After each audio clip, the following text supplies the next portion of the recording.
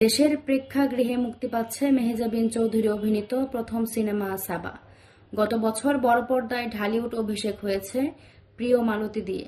বিদেশের বিভিন্ন উৎসবে প্রদর্শনের পর সিনেমাটি এবার মুক্তি পাচ্ছে বাংলাদেশে। পরিচালক মাকসুদ হুসাইন জানিয়েছেন, আগামী ২৬ সেপ্টেম্বর মুক্তি পাবে সাবা সিনেমাটি। নির্মাতা বলেন, পরিচালক হিসেবে সাবা নিয়ে আমার লক্ষ্য ছিল এমন এক মা মেয়ের গল্প বলা, যা দর্শকদের হৃদয়কে ছুঁয়ে যাবে এবং গভীর এক আবেগের অভিজ্ঞতা দেবে। সাবা মূলত ছেড়ে দেওয়ার সাহস নিয়ে একটি গল্প। আমি সবাইকে বলবো, আপনার মায়ের হাত ধরে প্রেক্ষাগৃহে এসে সাবা দেখুন এবং ভালোবাসার সেই অনন্য শক্তিকে একসাথে অনুভব করুন। ফেসবুকে সাবা মুক্তির খবর জানিয়ে মেহজাবিন লিখেছেন, এটি একটি বিশেষ সিনেমা, আপনার মাকে সঙ্গে নিয়ে আসুন, এই গল্প তার জন্য।